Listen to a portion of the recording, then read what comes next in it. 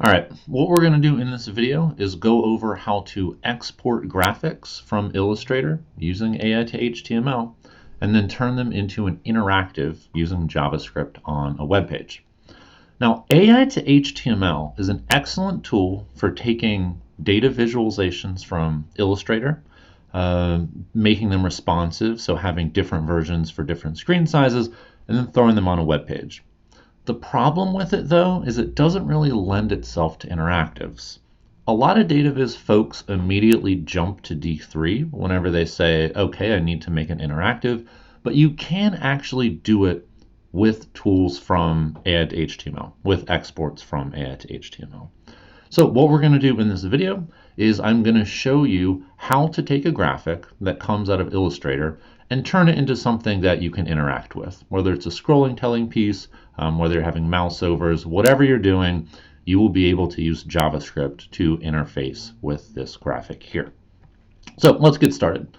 First thing we're going to do is we are going to run ai2html, and I'm going to show you what the problem is. We run it. It's great. It gives us this little summary of settings over here, and then it exports this HTML page here. So the joy of ai2html is that it creates these text blocks that you can cut and paste, you can right-click and translate. It's just a very, very friendly way of doing things that are not an image. When you resize the screen, it will also stay readable instead of turning into tiny, tiny, tiny text.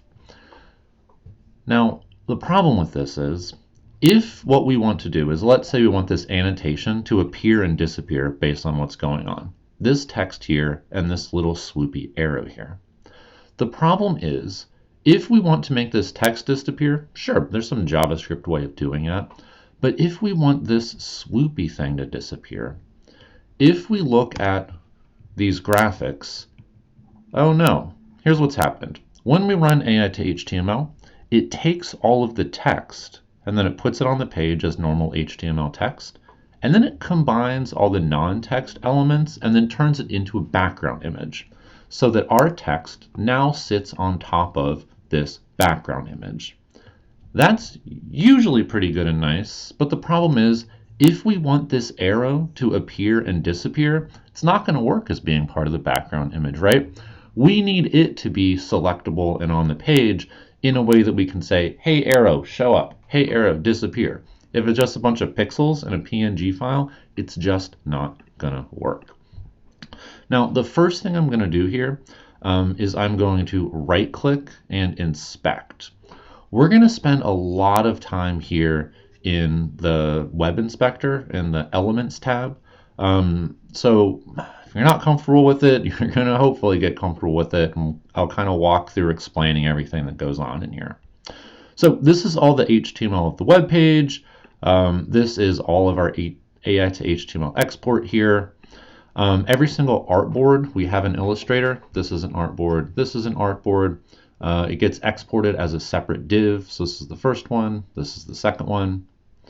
And then inside of that, the first thing you see here is this is our background image. It's just a normal IMG tag. That's for our desktop size piece. And then it has all of the text. So that's Asia, this is Europe, etc., etc., etc. And that's the way an ai2html page is set up. You have all the text as normal text, P inside of a div, and then you have that background image that's hanging out there. So what we need to do is get this arrow out of that background image. Now, the first thing you might think to do is, oh, we just need to make another layer, right? We need to make another layer over here so that we can separate our annotations from everything else. And let's actually start doing that. So I'm going to go over here and I'm going to create a new layer, and I'm going to call it interactions because it's our layer that's all about interactions.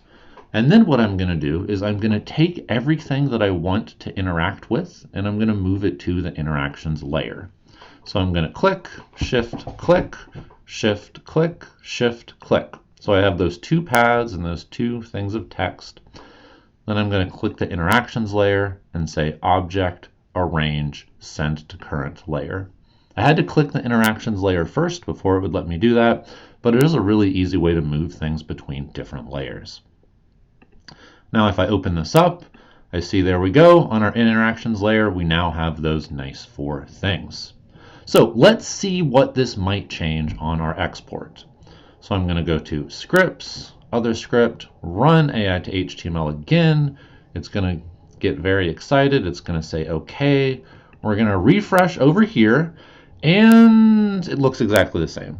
So if we look at that little thumbnail there, we still see that that arrow is on the thumbnail. So what are we going to do? Turns out there are multiple different ways of exporting content from Illustrator using ai2html.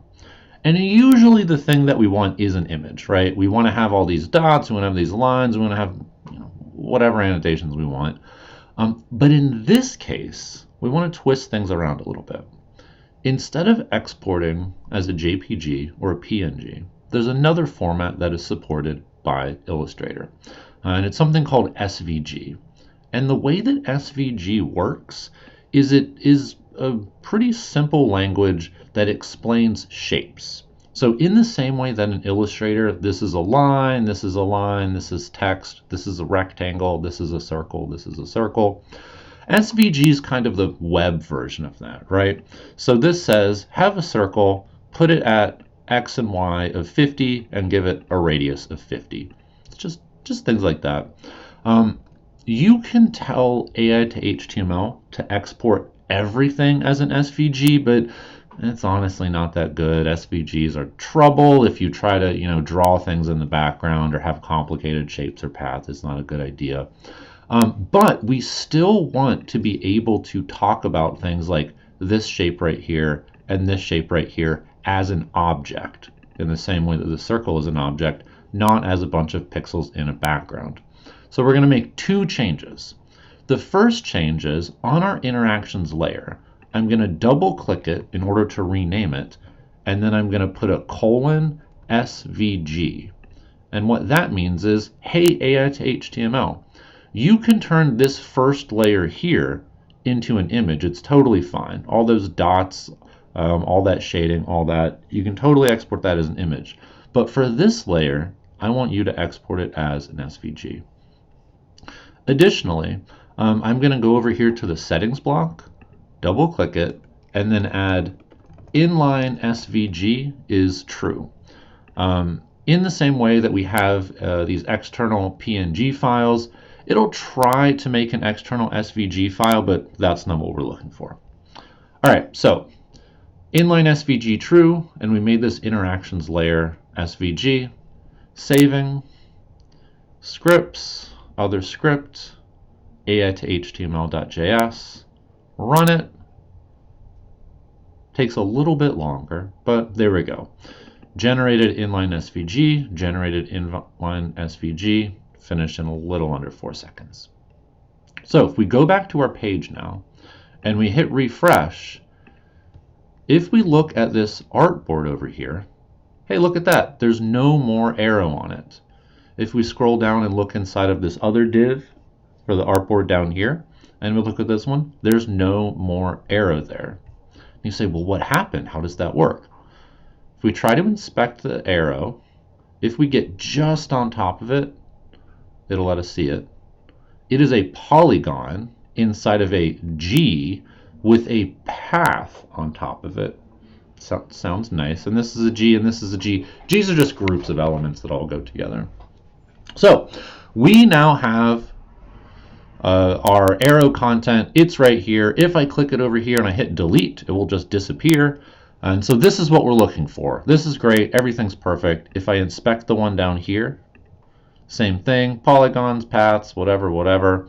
But I have this G element here that is my arrow. So in theory, if I figure out some way to connect to this through JavaScript, life will be good. Same thing with this text down here. If I have this text here, it hangs out inside of this div that has a terrible ID and terrible classes. Same thing as this one down here. So what we want to do is, if I have content that I can select somewhere on the right-hand side here, then I will be able to talk about it using JavaScript. So the way I want to talk about this using JavaScript is I need to give it a name. If we go back here, right now, this interactions layer has a name, interactions, and this layer has a name called layer 1. We can also give names to these elements here. So I can change this to be, let's call it path 1, let's call this text 1, let's call this path 2, and let's call this text 2. It doesn't change anything on the page here. Usually layer names and object names are just for us to kind of organize ourselves better in Illustrator. But if I run ai2html again,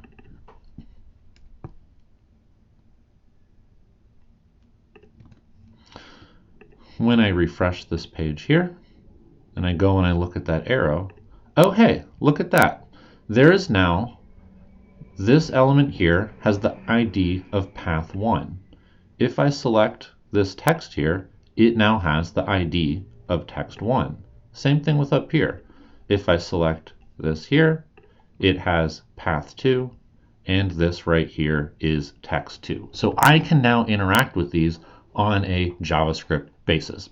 Now, what I'm going to do is, instead of writing raw JavaScript in order to do this, life is going to be a little bit nicer if I'm allowed to use D3. Sorry, I'm not using D3 to like build the whole visualization. I just want to add and remove classes on here. So I'm going to go back into Illustrator and I'm going to add a new text block. And I'm going to post some code in it. If you make a text block called ai2html, it is going to add this HTML into our finished web page. And what this finished web page is going to have is this line right here where I include D3, and then the line that's just below it where it is a little bit of JavaScript where if I add the class of hidden to something, it adds visibility hidden, which makes an object disappear.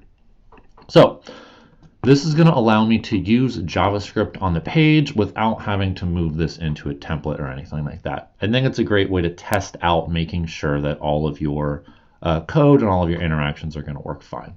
So file, scripts, other scripts, again and again, ai2html, run. I'm going to refresh over here. And now I can go to my console and I can say, hey, D3, why don't you select something with the ID of path 1? And let's say I'm going to give it the class of hidden. Uh-oh, look at that. That just disappeared. If I remove the class of hidden, it comes back. I can do the same thing with, let's say, text 1. I can say, let's make you hidden. If I don't want you to be hidden, false. I could also do select all, text 1, path 1, text 2, path 2, and I could get these all at the same time. I could say, hey, all of you are hidden. There you go. They'll disappear. And I could say, hey, let's remove that class of hidden. And now they all come back. If you want to look at these right here, I can also show you. So right now, this G just has an ID, data name path 2. If I run this code again and I say, give it the class of hidden, you can see the content is still there. It simply has the class of hidden. And if I delete it on path 2, it will now bring that path 2 back. So this is the way that you can interact with content on D3 with ai2html. I'm going to build another video that takes us through how to implement this with scrollytelling and how to make things appear and disappear as you're scrolling down the page. But for now, that's the basics, most basic, of how we can select elements on the page by ID. There's a problem though, and that problem is you might not always just want a few elements on a page, right? In this case, we're looking at this. That's 4 different elements on a page. 4 elements is not that many to type out a list of different IDs. But what about, let's say, these red dots here? These red dots here are all dots that are in Africa. How's it going to work if we would like to turn that into something that is interactive? Are we going to add an ID to every single one of these and make a big long list of all their different IDs here? No, that's going to be crazy. That would be nuts. Here's what we're going to do instead. So we're going to start by selecting all of those red dots. I'm going to unselect the ones that are inside of the legend, but let me do that one more time. I click one of them, select same appearance, and then I shift click on this one, and I shift click on this one. Now if I want to move all of these to my interactions area, I'm going to click interactions SVG, and I'm going to say object, arrange, send to current layer. Now previously, when we had all of these circles here, all of these circles are part of that background image, right? All those red circles there. But because we've now moved them all to this layer here that says SVG, when I run the script,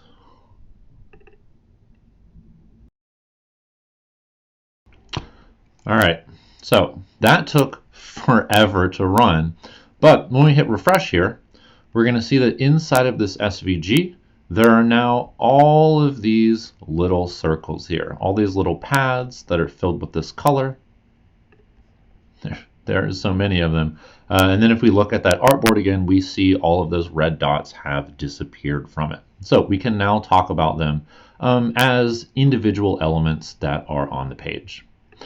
The issue is that we don't want to give them each an ID. So what we're going to do instead is I'm going to select them all. I'm going to click the first one, hold down Shift, click the last one.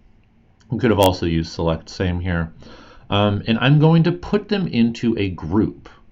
I'm going to put them into a group, and I'm going to call this group Africa, because that's all of my dots for Africa. Now I'm going to save, file, export, nope, scripts. Let's run it again. Let's hope it goes faster this time. Let's hope it goes faster. There we go. Beautiful. All right, so it yells at me, found duplicate SVG ID Africa. What's that mean? Who knows? We'll find out. So I go back to my page, I hit refresh.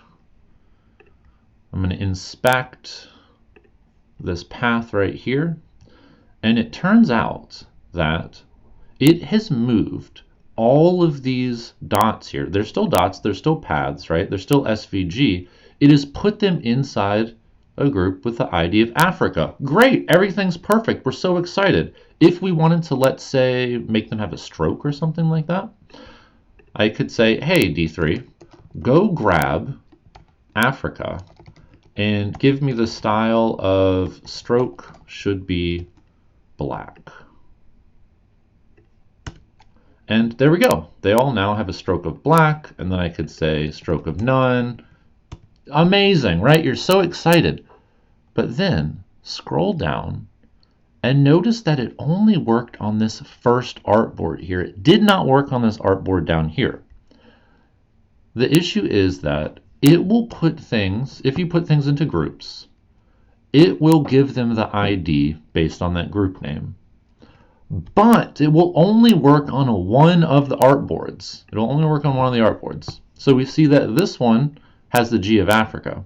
When it complained that SVG IDs were being duplicated, if we look at this one down here, we will see that it is not named Africa. It is rather named Africa 2. So if we said, let's stroke black Africa 2, sure.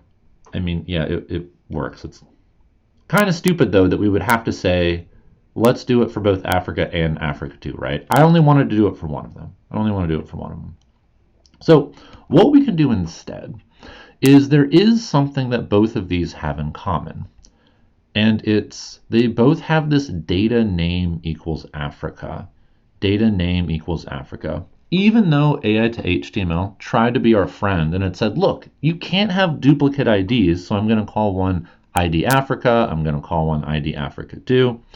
It said, but also, I'm just going to say this always has the name of, it had the name of Africa. We just changed it to Africa 2. So what we want to do is we want to find, instead of specifying an ID, we want to say find everywhere that has the data name of Africa. So the way I'm going to do that is, it's a selector that's a little less common. I'm going to say data name equals Africa. This is what the selector looks like. Now I'm going to do select all instead of select one, because remember, I have to select this one and I have to select this one. And I can say style, stroke, none, then they all go away and everything's perfect. There we go. I mean, that's pretty much it. That's pretty much the secret there. If you have elements that, you throw them in a group and you want to talk about them, all you have to do is throw them to that SVG layer and then say data name equals, and then whatever the name of the group is. You can't use the IDs. I'm sorry. One more tiny tidbit is, if we just wanted the paths inside of that group, I could specifically say find that group and then find all of the paths that are inside. So in the way that this is a path, it's inside of this group here. You just put the space there and it says only give me the paths that are inside of the Africa group. Stroke black works the same as it did before, looks the same, but you're applying the rule to every individual path as opposed to the group. All right, and that is it. You are all good to go. Those are the two different ways that you're going to want to deal with elements on a page when exporting from ai2html. You're either going to want to assign everything an individual ID, or you're going to throw it all onto a group and then give it a name and then use that data name bit. The one thing that you don't want to do, by the way, is if you have text and the text is inside of a group, this is not going to work. But we can deal with that in another video, or I'm sure you have the ability to just name each one of these individually. So next video is going to show you how to use this in the line of scrolly telling. It's going to be a little bit of Scrollama, a little bit of D3, and we'll really put it all to work. Great job.